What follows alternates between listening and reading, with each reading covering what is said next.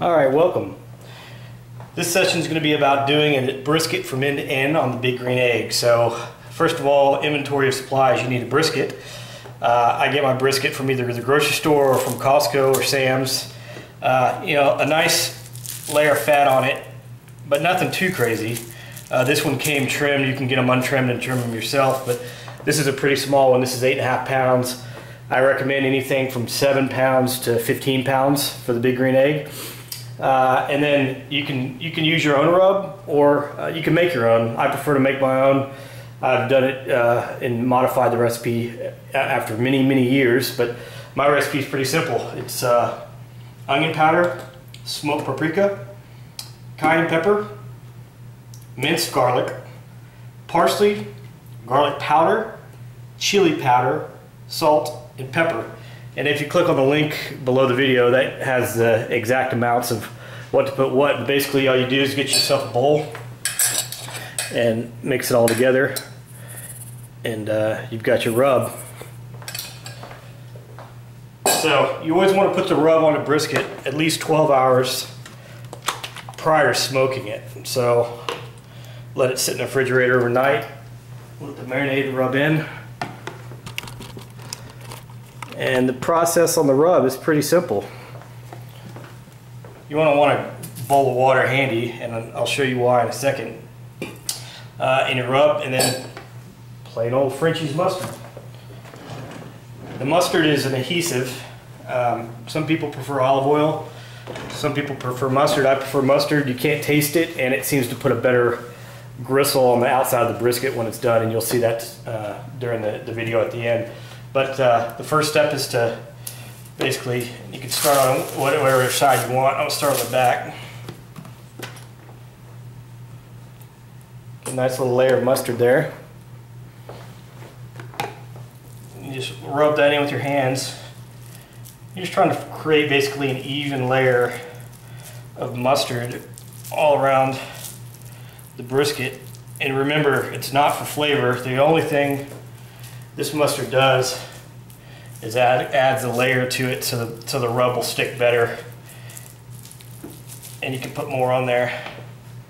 That's the first side. This is where the water comes in. You dip your hand in that water and just wash it off with the towel so you don't have to keep going back to the sink.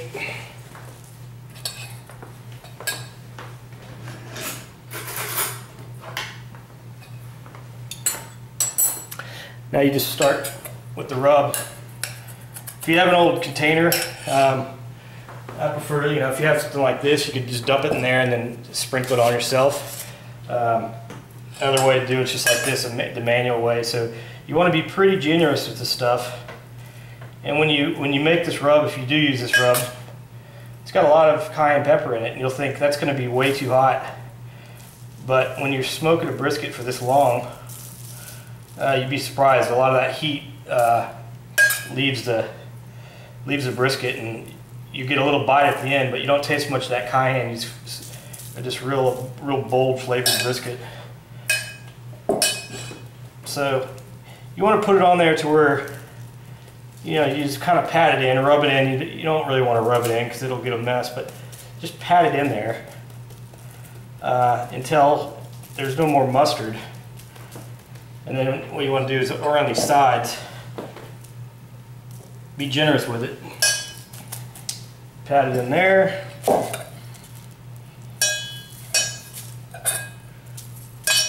Get it in all those creases along the side.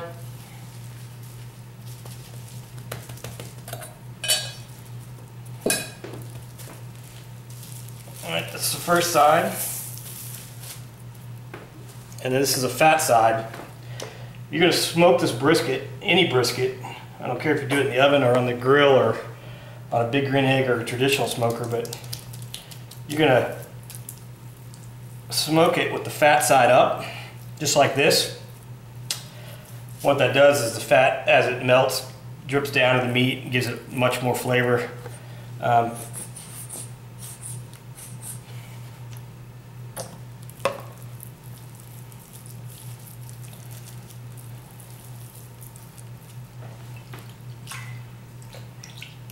So if you've got your favorite rub from the grocery store, use it. You kind of play around with what you like. If you like spicier, a little bold, use this. Or you can just take a little of the cayenne out of this. It makes for a good rub. But most of the stuff you buy in the grocery store, I guarantee it's going to have 80% of this stuff. You can just kind of manipulate it yourself.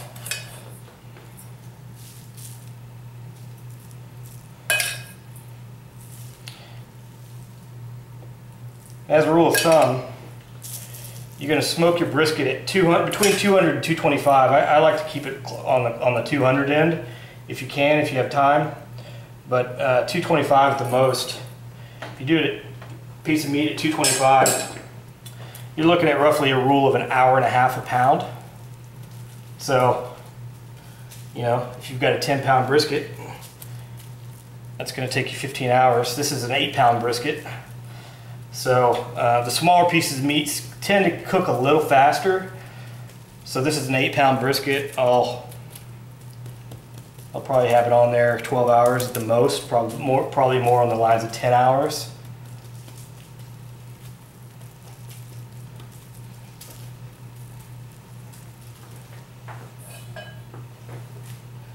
All right, so that is done. That is the rub process. So all you're going to do is use a plastic wrap or cellophane.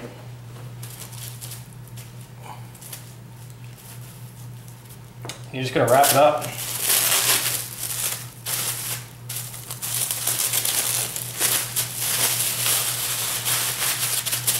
Like so, and you're going to let that sit in the refrigerator at least 12 hours. If it sits in there for 24 hours, that's fine too, but at least 12 hours.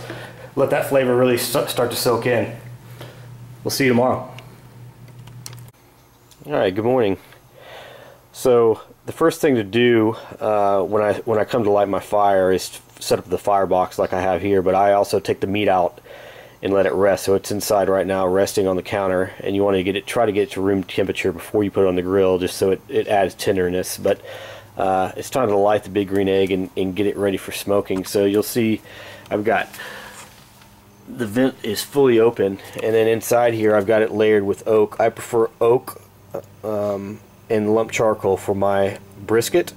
I like all lump or all oak for brisket just because I think it tastes a lot better, and to be quite frank, that's what Franklin's Barbecue uses, and they have the best brisket in the world, so that's what I use.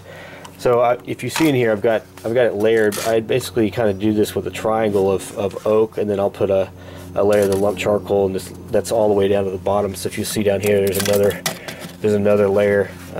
Some people think that's way too much wood, but the point of smoking is to smoke the wood. So I'm gonna put a lot of oak in there, and I've got two matchsticks just down in there. They're gonna light. So I'm going to let those burn. I'm going to keep the lid on this thing open about 10 minutes. And then once all the white smoke burns off, I'm going to close the lid down, and we'll be back. Alright, it's been about 10 minutes, and as you can see, the fire is starting to go pretty good in there. So what I'm going to do is just shut this lid down, and I'm going to keep the top open, and you're going to get some smoke out of there. A lot of that is smoke from the wood already, but a lot of it's just the white smoke from the charcoal that you want to let burn off. And then at this point, I'm not going to close this down, but I am going to put the screen on and start to regulate the temperature a little bit, because it's going to get hot in there. And the worst thing you can do for long smokes is let your big green egg get too hot. So I'm going to let this burn off for probably 5 minutes, and then I'm going to put the configuration in there. It starts stabilizing the temperature. I'm going to try to get it the grill surface around 225. Alright, it's been about 5 minutes, and you can see the smoke coming up the chimney is just a nice steady stream, and I think that's all smoke from the wood. So I'm going to put the green egg configuration in now for smoking. So the first thing you want to do is put your place setter in. You want to put it feet up.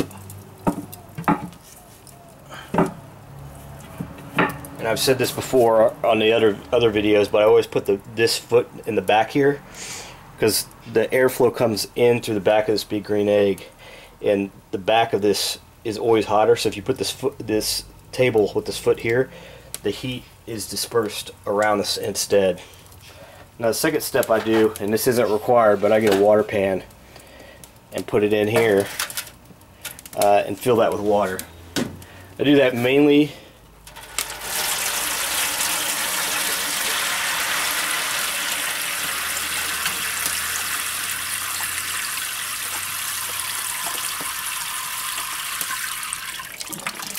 to create more moisture. I'm not sure if it's really necessary or not with the big green egg, because it's so moist in there as it is, but it can never hurt to have a little extra water in there, and plus all the fat drippings drip down in here and then end up boiling up. And then I'm just going to take the grill and put it in there like so.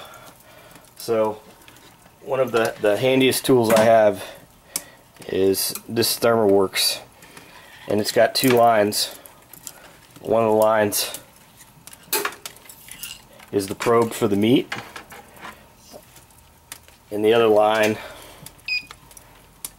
is actually for the grill temperature. So I'm going to clip that on the grill.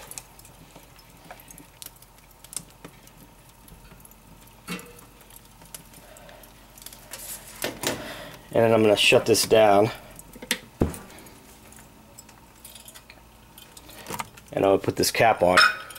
I'm going to start trying to dial it in now. Typically for long smokes, this is about the configuration it'll take. And then down here, I'm going to start about there, so about 1/2 inch. And I'm going to let that temperature regulate. I'm going to try to get the grill surface to 225. So right now, grill surface is sitting at 148. I'm going to let that slowly creep up and stabilize. And once it's stabilized, I'll put the meat on. But this is a nice tool, because even as accurate as big green egg thermometers are, it's still not accurate for grill temperature, because this is up here and it's in the top. So I put this in the middle, and that really tells you. And I typically see a 25-degree difference between this thing and the big green egg. So when I first got the big green egg, I noticed my meat was cooking pretty quick, and I thought it was at 225, and really it was at 250. So I think every egg's different. It calibrates differently, but that's how mine is. So that's why this Thermoworks handheld is pretty handy.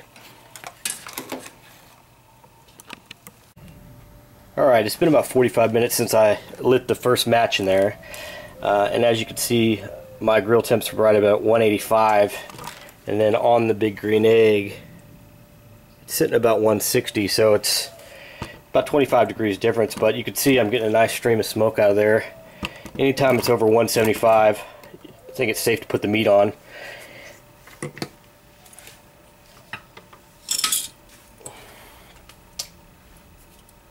So putting this meat in there. Always going to put it in fat side up. And always put the thickest part of the meat in the back of the big green egg. That's about an 8.5 pound brisket.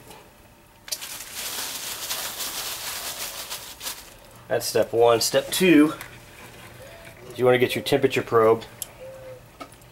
You want to put it in the thickest part of that meat, in the middle there. And that's it. So I'm going to shut this down, and I'm going to put the configuration about right there. It might take another 45 minutes to get it up to 225. It might take 15 minutes, but usually about that configuration there and that there, I could keep this thing about 225 pretty consistently. If I need to add heat at this point, I really don't mess with the top anymore. That's kind of how it's going to be for the next 10 hours. What I'll do is I'll mess with this. So I'll if it's getting a little hot, I'll close that, a millimeter or two, and if it's hovering around 200, I'll open up a millimeter or two. But it's amazing, just that little twitch will regulate the heat that much. So I'm gonna literally not open that lid until the meat's ready. And when is the meat ready? For brisket, 185. A lot of people take it off at 180. Bad idea. 185 is where you want it. At 180, all the fat hasn't melted on the top and marbleized. 185 is when it really happens, and that's when it's good. So we're going to let this go for probably anywhere from 10 to 12 hours. And once I get an internal meat temperature read on this at 185, I'll take it off. Alright, so it's been about 11 hours.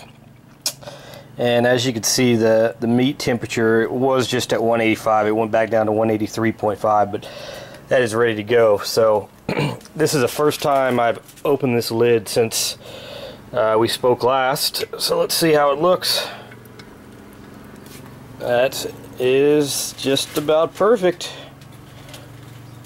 So what I'm going to do is wrap that in foil, put it in a cooler, let it rest for at least 30 minutes. Minimum 30 minutes. I prefer to do it at least an hour if you have the time, but if you don't, you know, at least 30 minutes.